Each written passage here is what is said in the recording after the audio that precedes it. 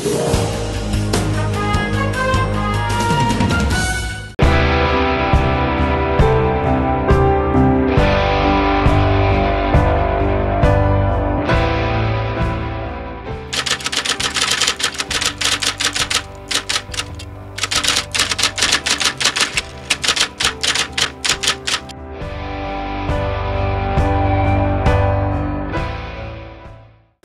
begini ceritanya Bang Karni. Pada tanggal 1 Agustus jam 23 malam, saya diundang oleh Menteri Sekretaris Negara Pak Pratikno. Udah lama ini, tanggal 1 ya. Bersama, saya ditemui bersama Pak Teten Mas Duki. Teten Mas Duki di rumah beliau tenang loh jelasinnya. Lalu saya diberitahu walaupun tangannya nggak main-mainkan.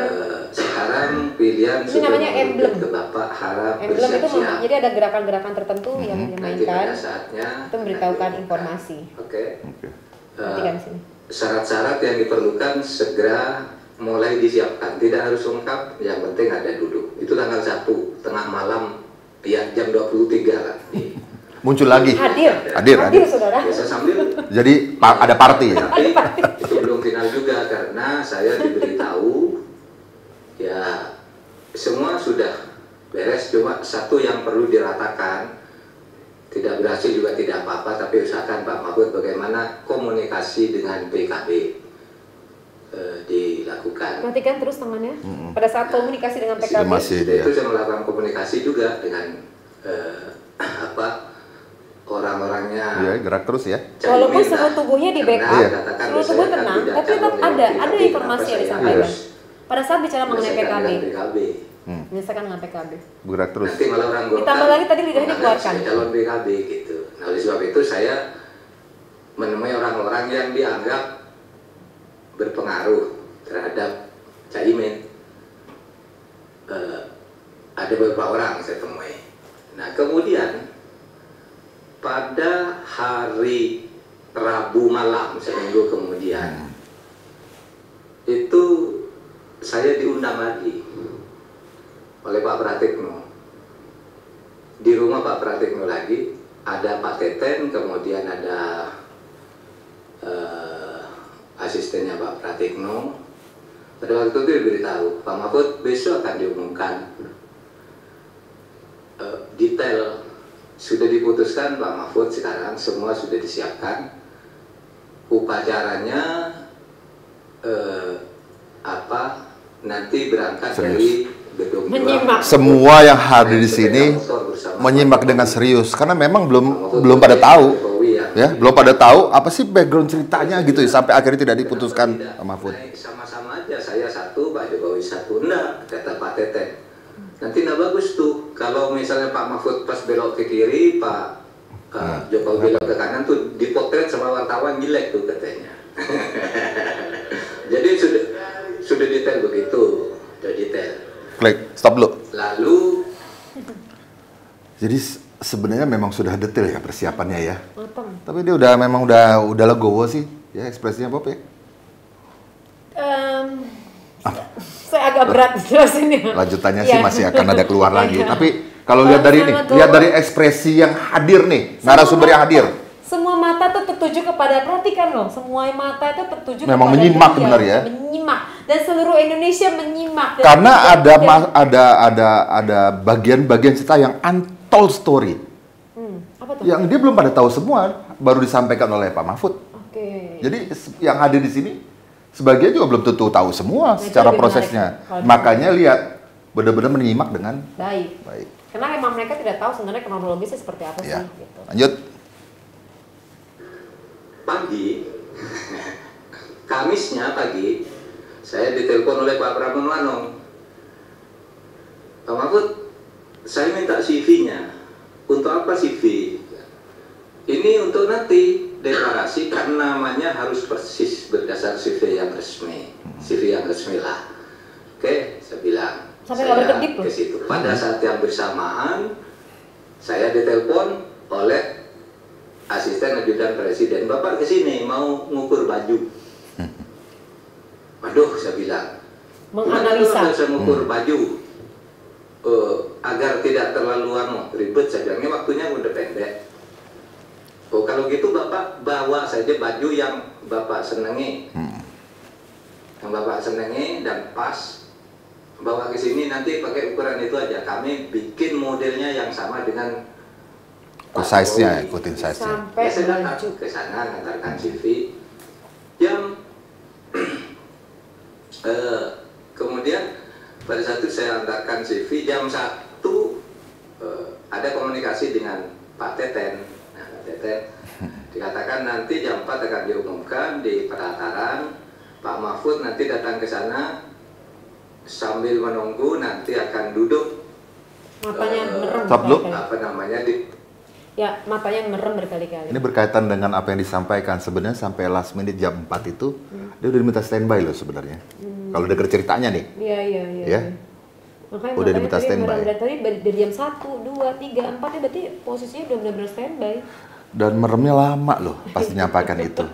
Ya memang kalau kita lihat kan sebenarnya pada saat deklarasi kan memang Pak Jokowi tidak ada Pak Ma'ruf Amin di situ ya. Iya. Jadi memang last minute sekali nih. Karena sudah detail sampai jam 4 sore sudah harus standby. Jadi udah ada tahu sebenarnya ini gitu loh. Cuma kok tiba-tiba ada perubahan, tadi namanya politik ya, tiba-tiba bisa berubah dalam last minute orangnya Pak Mahfud langsung hadir. Nah, pada saat menyampaikan tadi kan lama sekali mengedipkannya tuh Pop, ekspresinya Pop. Iya tadi, kalau misalnya kita lama, jadi tidak sanggup melihat kenyataan yang ada pada waktu itu. Kedua, mungkin dia lagi berusaha mengingat peristiwa itu. Okay. Jadi lagi mengingat. Lebih detail lagi. Jadi untuk mata ini membayangkan secara visual gambarnya itu bergerak di pikirannya. Oke, lanjut. Di ruang sebelah begitu akan deklarasi, nanti ya tampil tinggal nyebrang gitu. Nah saya ya datang saya. Berarti di depannya ya? Jadi tempat standby-nya itu di depan pelataran loh. Karena yang sudah deklarasi dipakainya besoknya. Gitu. Yang baju putih itu bukan itu seragamnya. Itu yang terjadi. Nah kemudian seperti Bapak dan pemirsa dengar ya yang terjadi akhirnya diumumkan Presiden ALC. Nah, kenapa itu berubah? Itu sudah ada analis di depan, bukan saya. Nah, lalu saya diburu oleh wartawan, gimana Pak? Ya enggak apa-apa, saya bilang. Saya menerima itu sebagai realitas politik gitu. Emang yang mau ditahu apa?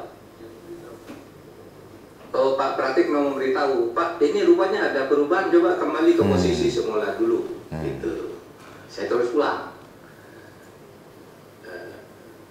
Habis itu diumumkan gitu, lalu saya diburu oleh wartawan, gimana Pak? Ya enggak apa-apa, saya bilang biasa. Apa Bapak enggak kecewa? Enggak, ya kaget saja gitu, kaget saja. Karena di dalam politik itu kan sering begitu, berubah secara tiba-tiba. Bapak sakit hati enggak, saya bilang. Kenapa? Karena keperluan negara ini jauh lebih penting dibandingkan dengan sekedar nama Mahfud MD, Ma'ruf Amin, dan sebagainya. Tapi saya nggak ketulusan loh. Dan saya sungguh-sungguh mengatakan itu. Nah, ini saya nggak ketulusan. Yang mungkin agak saya sedikit tersinggung justru pernyataan Ketua P3, Romi, begitu keluar dari ruangan itu dia bilang, loh Pak Mahfud itu kan maunya sendiri, katanya. Ngarah. Bikin baju sendiri, siapa yang nyuruh gitu. Coba mundur. Ya. Mundur. Saya agak tersinggung. P3 ya. Stop deh. Pas tadi menyebutkan Romi, lihat ekspresi wajahnya deh. Bob, coba Bob. Ya, mundur. Itu berubah secara tiba-tiba. Nah. Bapak sakit hati enggak, saya bilang. Kenapa? Karena keperluan negara ini jauh lebih penting dibandingkan dengan sekedar nama Mahfud MD, Ma'ruf Amin, dan sebagainya. Jauh lebih penting. Dan saya sungguh-sungguh mengatakan itu. Nah, makanya nggak close up. Yang mungkin agak saya sedikit tersinggung justru pernyataan Ketua P3, Romi, begitu keluar dari ruangan itu dia bilang, loh Pak Mahfud itu kan maunya sendiri, katanya. Bikin baju sendiri, siapa yang nyuruh gitu. saya agak tersinggung. Coba kalau kita lihat lagi tadi sedikit bibirnya agak agak sedikit naik dari biasanya. Yang bibirnya tadi agak naik. Ya, agak sedikit naik. Itu dia bilang, loh Pak Mahfud tuh kan. Nah, dia udah ya tuh ya. Jadi kalau misalnya ngomong biasanya normal, tapi tiba-tiba naik sedikit itu menggambarkan konten. Jadi bukannya beliau yang konten, tapi di sini ia merasa seperti dilecehkan pada waktu itu, gitu loh. Jadi itu yang digambarkan pada saat kamu kan bikin baju sendiri, kamu kan ini sendiri, jadi jangan salahin kita dong, gitu loh. Nah itu membuat beliau merasa dikecilkan ya? Ya terluka lah, tersinggung lah, gitu loh. Ya oke. Tapi ini kombinasi yang diperhatikan di wajahnya. Ini antara konten dengan marah. Sebenarnya kan Pak Mahfud MD sendiri udah tulus, udah ikhlas. Cuman mungkin kalau menceritakan lagi ya. Ya keriko lagi kan. Keriko lagi ya. Pada waktu itu.